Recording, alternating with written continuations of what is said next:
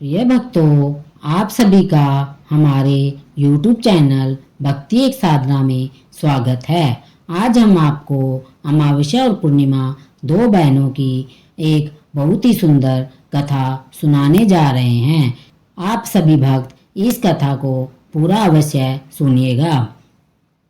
अमावस्या और पूर्णिमा दो बहनों की रहस्यमयी कहानी है। कहते हैं कि चांद की दो बेटियां थी। एक थी अमावस्या जो हमेशा अंधेरे में रहती थी और दूसरी थी पूर्णिमा जो उजाले में रहती थी। लेकिन क्या आप जानते हैं कि इन दोनों बहनों के बीच ऐसा क्या हुआ था कि एक अंधकार बन गई, दूसरी प्रकाश। यह सिर्फ खगोलीय घटना नहीं है, एक गहरी आध्यात्मिक कहानी है। ऐसी कहानी जिसे जानकर आपके रोंगटे खड़े हो जाएंगे। नमस्कार प्यारे दर्शकों, मैं एक बार फिर आपका हार्दिक स्वागत करता हूँ आपके अपने चैनल भक्ति एक साधना में। दोस्तों, आज हम एक नई कहानी और एक नया वीडियो लेकर आपकी सेवा में उपस्थित हुए हैं। आज की कथा अत्यंत ज्ञानवर्धक और प्रेरणादायक है। कथा शुरू करने से पहले आपसे एक विनम्र निवेदन है। शास्त्रों में कहा गया है कि अधूरी छोड़ी गई कथा दुखों का और पाप का कारण बनती है, इसलिए इसे अंत तक अवश्य सुने। इस वीडियो को लाइक करें, हमारे चैनल को सब्सक्राइब करें और कमेंट में अपना समर्थन जरूर दें। आइए बिना किसी विलंब के आरंभ करते हैं आज की प्रेरणादायक कथा। हिमालय पर्वत की गोद में बसा चंद्रग्राम एक प्राचीन गांव था जो चंद्रमा के साथ अपने विशेष संबंध के लिए प्रसिद्ध था। गांव की पहाड़ियों के बीच स्थित चंद्रेश्वर मंदिर में एक गहरा कुंड था जिसके माध्यम से अमावस्या और पूर्णिमा की रातों में चंद्रदेव धरती पर उतरते थे। चंद्रग्राम का सबसे सम्मानित परिवार चंद्रवंशी परिवार था जिसका कर्तव्य चंद्रेश्वर मंदिर की देखभाल करना था। परिवार के मुखिया महेश्वर थे, उनकी पत्नी स्वीता थी और उनकी दो जुड़वा पुत्रियां थी, अमावस्या और पूर्णिमा। अमावस्या और पूर्णिमा का जन्म एक अद्भुत रात को हुआ था जब एक ही मास में अमावस्या और पूर्णिमा दोनों एक ही दिन पड़ी थी। सूर्य ग्रहण और चंद्र ग्रहण एक साथ, उनका नामकरण चंद्रमा की दो अवस्थाओं के आधार पर किया गया था। जैसे जैसे दोनों बहनें बड़ी हुई उनमें अद्भुत विशेषताएं दिखाई देने लगी। अमावस्या की काली आंखें और बाल रात के आकाश की तरह थे, वो अंधेरे में देख सकती थी और अमावस्या की रात में अद्भुत ऊर्जा महसूस करती थी। पूर्णिमा बिल्कुल विपरीत थी, उसकी आंखें चांदी जैसी चमकदार थी और बाल चांदनी जैसे सफ़ेद थे। उसे पूर्णिमा की रात में असीम ऊर्जा मिलती थी और उसका शरीर हल्की चमक से आभासित होता था। जब दोनों बहनें 16 वर्ष की हुई, महेश्वर ने उन्हें चंद्रेश्वर मंदिर के रहस्य से परिचित कराया और उनके विशेष उत्तरदायी के बारे में बताया। एक पूर्णिमा की रात उन्होंने अपनी बेटियों को बताया कि उन्हें चंद्रकुंड की रक्षा करनी होगी, अमावस्या को अमावस्या की रात में और पूर्णिमा को पूर्णिमा की रात में। महेश्वर ने समझाया कि इन विशेष रातों में चंद्रलोक और धरती के बीच का पर्दा पतला हो जाता है जिससे असुर शक्तियां चंद्र की शक्ति को हड़पने की कोशिश कर सकती है। वह अपनी बेटियों को चंद्रकुंड के पास ले गया और उनकी शक्तियों का परिचय करवाया।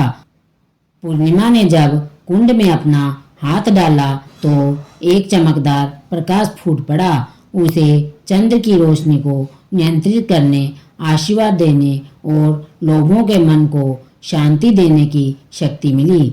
अगली अमावस्या पर जब अमावस्या ने कुंड में अपना हाथ डाला, एक काला धुआं उठा जो उसके शरीर को घेरने लगा। उसे अंधकार को नियंत्रित करने, भविष्य की झलक देखने और लोगों के मन के अंधेरे कोने को जानने की शक्ति मिली। महेश्वर ने अपनी दोनों बेटियों को याद दिलाया कि हर शक्ति के साथ एक जिम्मेदारी भी आती है और उन्हें इन शक्तियों का उपयोग सिर्फ अच्छे कार्यों के लिए करना है।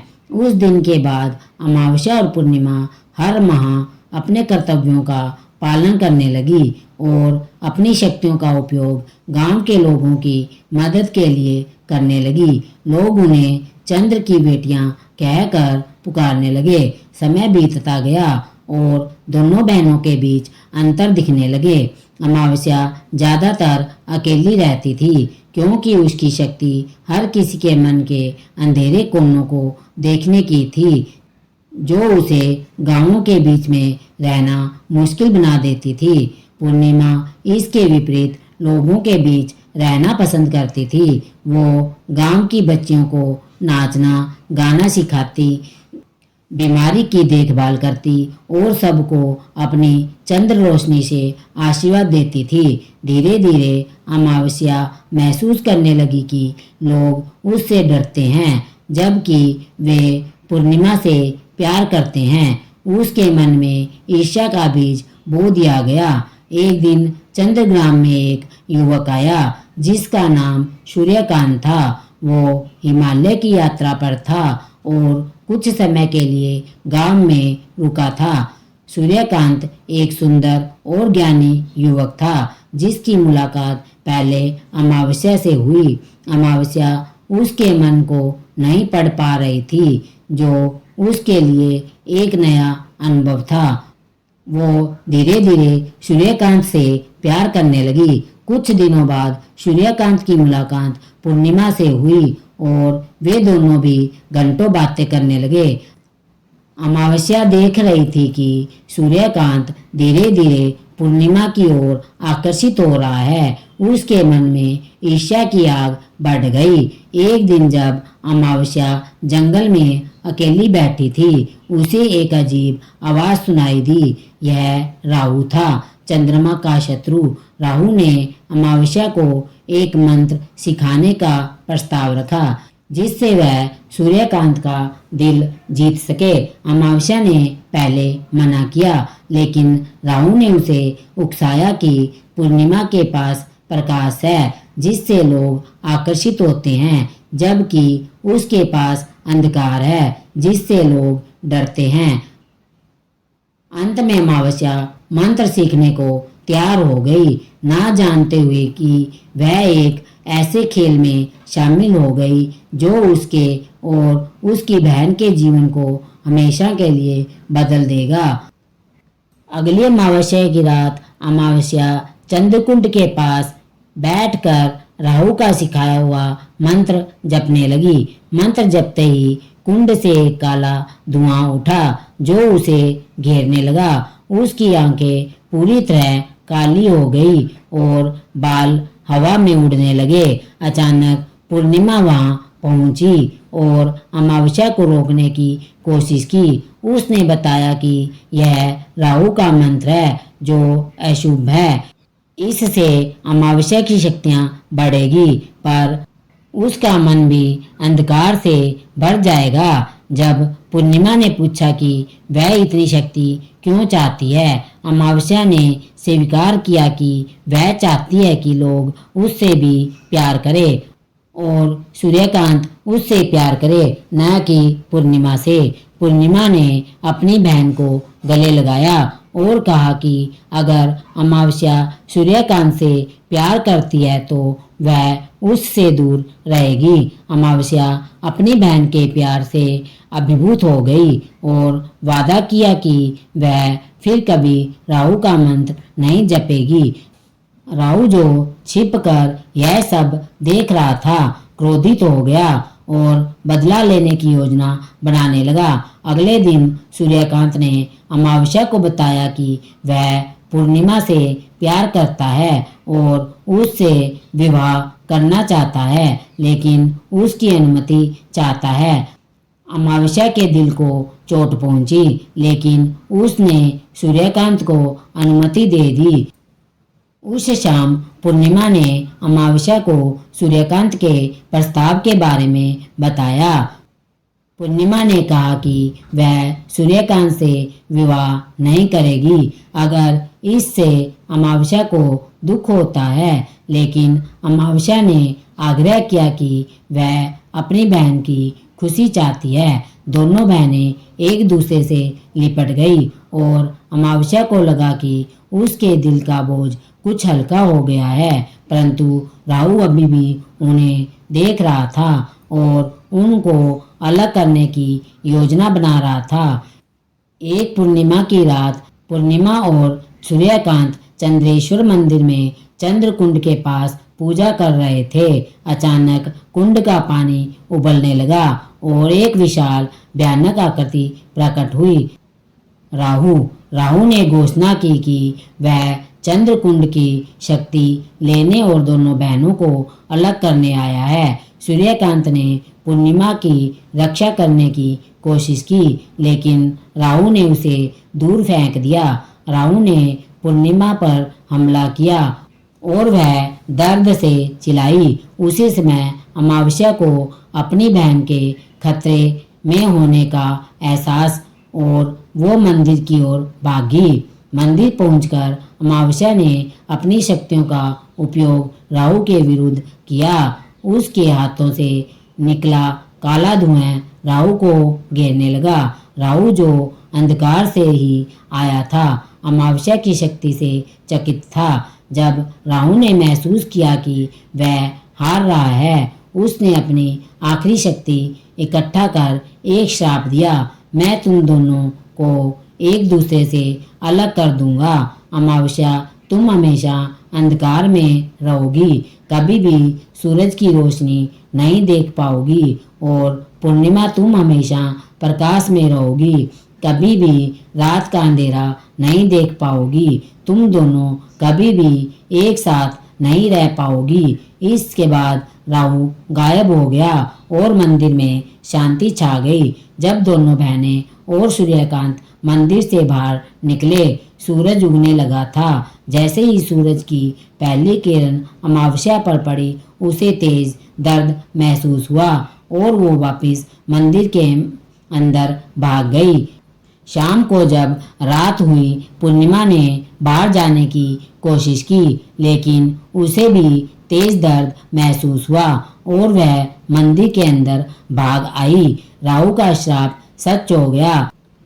अमावस्या केवल रात में बाहर जाती थी और पूर्णिमा केवल दिन में। वे कभी भी एक साथ नहीं रह सकती थी, सिवाय सूर्योदय और सूर्यास्त के कुछ क्षणों में, जब दिन और रात का संध्याल होता है। महेश्वर और श्वेता ने अपनी बेटियों को बताया कि राहु का श्राप तोड़ने का सिर्फ एक ही तरीका है। अगले सूर्य ग्रहण और चंद्र ग्रहण के दिन, जब दोनों एक ही दिन पड़ेंगे, तब अमावस्या और पूर्णिमा को चंद्र कुंड में एक विशेष मंत्र का जाप करना होगा। इस तरह अमावस्या और पूर्णिमा का इंतजार शुरू हुआ। उस दिन का इंतजार जब वे अपने शाप से मुक्त हो सकेगी और फिर से एक साथ रह सकेगी। वर्ष बीतते गए और अमावस्या और पूर्णिमा अपने शाप के कारण जीने लगी। अमावस्या रात में बाहर निकलती और लोगों की मदद करती। वह लोगों के मन के अंधेरे कोनों को उजागर करती और उन्हें मुक्ति दिलाती। पूर्णिमा दिन में बाहर निकलती और लोगों को अपनी चंद्र रोशनी से आशीर्वाद देती, उनके मन को शांति देती। एक रात अमावस्या को चंद्र कुंड में एक दिव्य दर्शन हुआ। चंद्रलोक की राजकुमारी चंद्रिका का। चंद्रिका ने अमावस्या को एक आत्मिक यात्रा करने का सुझाव दिया, जिससे उसकी शक्तियां बढ़ेगी और वह राहु के शाप को तोड़ने के लिए तैयार हो जाएगी। चंद्रिका ने अमावस्या को सिखाया कि उसे अपने अंदर के अंधेरे को स्वीकार करना होगा और उसे प्रकाश में बदलना होगा। अमावस्या ने अपने मन की गहराई में देखा और अपने डर, ईर्ष्या और क्रोध का सामना किया। उसने अपनी बहन के प्रति प्यार, सूर्यकांत के प्रति माफ़ी और राहु के प्रति क्षमा का भाव विकसित किया। उसी रात पूर्णिमा को भी चंद्रिका का दर्शन हुआ। चंद्रिका ने उसे सिखाया कि प्रकाश के साथ साथ अंधकार भी जरूरी है और दोनों एक दूसरे के बिना अधूरे हैं। इस तरह दोनों बहनें अपनी अपनी आत्मिक यात्रा पर चल पड़ी। उनकी यात्रा आसान नहीं थी, लेकिन वे धीरे धीरे अपने आप को बेहतर समझने लगी और अपनी शक्तियों को बेहतर नियंत्रित करने लगी। सूर्यकांत भी उनके साथ था, दोनों बहनों की मदद करता और उन्हें हौसला देता। पूर्णिमा और सूर्यकांत का प्यार गहरा होता गया, पर वे जानते थे कि जब तक दोनों बहनें शाप से मुक्त नहीं होगी तब तक वे विवाह नहीं कर सकते। धीरे धीरे समय बीतता गया और अंत में वह दिन आ गया जब सूर्य ग्रहण और चंद्र ग्रहण एक ही दिन पड़ने वाले थे। सूर्य ग्रहण और चंद्र ग्रहण का दिन आ गया। यह एक विशेष दिन था और पूरा चंद्रग्राम इस दिन का इंतजार कर रहा था। सूर्य ग्रहण दिन में होना था और चंद्र ग्रहण रात में। मेश्वर ने अपनी दोनों बेटियों को एक प्राचीन मंत्र सिखाया था जिसे उन्हें चंद्रकुंड के पास जाकर जपना था। सूर्य ग्रहण के समय पूर्णिमा चंद्रेश्वर मंदिर में गई। जैसे जैसे सूर्य ग्रहण पूर्ण हुआ और मंदिर में अंधेरा छा गया, अमावस्या भी मंदिर में आ सकी। दोनों बहनें वर्षों बाद पहली बार एक साथ थी और उनकी आंखों में आंसू थे। दोनों बहनों ने चंद्रकुंड के सामने बैठकर मंत्र जपना शुरू किया। ओम चंद्राय नमः, ओम प्रकाशाय नमः, ओम अंधकाराय नमः, ओम संतुलनाय नमः। जैसे जैसे वे मंत्र जपती गई, चंद्रकुंड से एक प्रकाश निकलने लगा जो पूरे मंदिर में फैल गया। सूर्य ग्रहण खत्म हुआ और सूरज फिर चमकने लगा, लेकिन अमावस्या को कोई दर्द नहीं हुआ। मंत्र काम कर रहा था। शाम को चंद्र ग्रहण का समय आया। दोनों बहनों ने फिर से मंत्र जपना शुरू किया। इस बार प्रकाश इतना तेज हो गया कि वे दोनों बहनें कुछ भी नहीं देख पा रही थी। अचानक राहु की क्रोधित आवाज सुनाई दी, नहीं, तुम मेरे शाप को नहीं तोड़ सकती हो। राहु ने उन पर हमला करने की कोशिश की, लेकिन प्रकाश उन्हें बचा रहा था। मेश्वर ने उन्हें और जोर से मंत्र जपने के लिए कहा और प्रकाश इतना तेज हो गया कि पूरा मंदिर प्रकाश से भर गया। राहु एक अंतिम चीख के साथ गायब हो गया। जब प्रकाश धीरे धीरे कम हुआ, दोनों बहनों ने आंखें खोली। उन्हें कुछ अलग महसूस हो रहा था। श्राप टूट चुका था। अमावस्या अब सूरज की रोशनी में जा सकती थी और पूर्णिमा रात के अंधेरे में। दोनों बहनें मंदिर से बाहर निकली और पूरा चंद्रग्राम उनकी वीरता का जश्न मनाने के लिए इकट्ठा हो गया। लोग खुशी से चिल्लाए, चंद्र की बेटियां, चंद्र की बेटियां। उस रात चंद्रग्राम में एक बड़ा उत्सव मनाया गया। सूर्यकांत ने पूर्णिमा से विवाह का प्रस्ताव रखा और पूर्णिमा ने स्वीकार कर लिया। अमावस्या ने अपनी बहन और सूर्यकांत को आशीर्वाद दिया। उसके मन में अब कोई ईर्ष्या नहीं थी, सिर्फ खुशी थी। कुछ महीनों बाद पूर्णिमा और सूर्यकांत का विवाह हुआ। अमावस्या अब भी चंद्रेश्वर मंदिर में रहती थी और चंद्रकुंड की रक्षा करती थी। उसकी शक्तियाँ और बढ़ गई थी और वह अब लोगों के मन के अंधेरे कोनों को देखने के साथ साथ उन्हें प्रकाश भी दे सकती थी। पूर्णिमा और सूर्यकांत भी चंद्र ग्रहण में ही रहते थे और चंद्रकुंड की रक्षा में अमावस्या की मदद करते थे। पूर्णिमा की शक्तियाँ भी बढ़ गई थी। वह लोगों के मन में छिपे प्रकाश को जगा सकती थी। चंद्रग्राम के लोग अभी भी दोनों बहनों का बहुत आदर करते थे। वर्षों बाद अमावस्या और पूर्णिमा की कहानी पूरे हिमालय में प्रसिद्ध हो गई। लोग दूर दूर से आते थे, उनसे मिलने के लिए, उनका आशीर्वाद लेने के लिए और उनकी कहानी सुनने के लिए हर अमावस्या और पूर्णिमा की रात चंद्रग्राम के लोग चंद्रेश्वर मंदिर में इकट्ठा होते और चंद्रदेव की पूजा करते। वे अमावस्या और पूर्णिमा की वीरता की कहानियां सुनाते और उनकी तरह बनने की प्रेरणा लेते।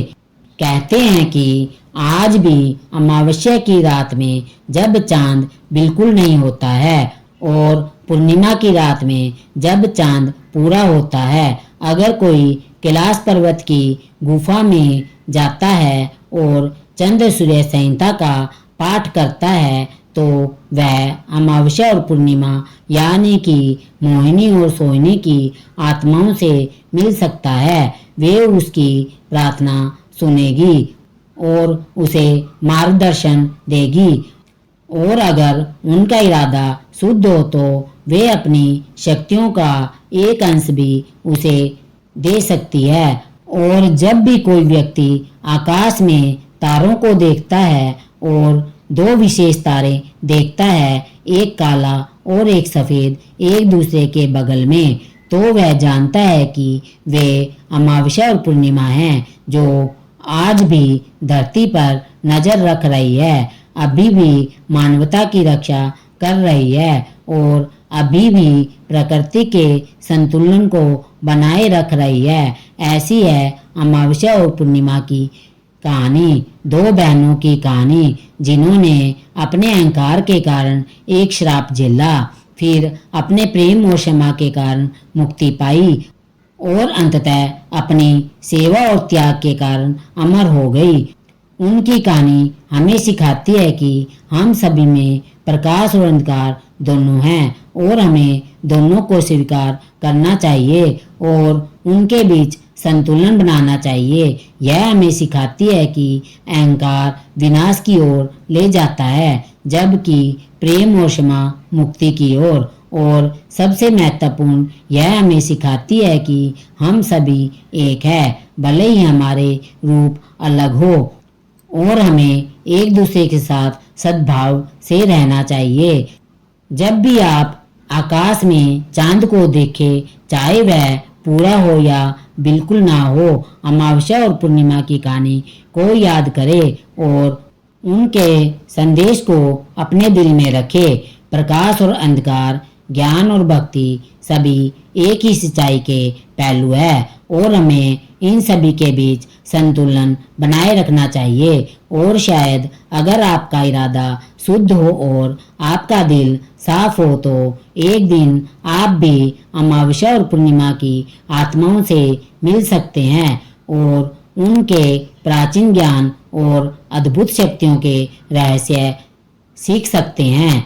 ऐसी है अमावस्या और पूर्णिमा की कहानी, एक कहानी जो अनंत काल तक चलती रहेगी, एक कहानी जो हमेशा मानवता को प्रेरित करती रहेगी, एक कहानी जो हमें सिखाती है कि सच्चा संतुलन और सच्चा प्रेम क्या है। जय हो अमावस्या और पूर्णिमा की, जय हो मोहिनी और सोहिनी की, जय हो चंद्र बहनों की। प्यारे भक्तों, हमें आशा है कि यह कथा आपके जीवन में सकारात्मक बदलाव लेकर आई होगी। कृपया इसे लाइक करें और दूसरों तक पहुंचाने के लिए इसे शेयर करें। अपने श्रद्धा भाव को कमेंट सेक्शन में जय हो चंद्रदेव लिखकर प्रकट करें। इस कथा को अंत तक देखने के लिए आपका दिल से धन्यवाद। ओम शांति।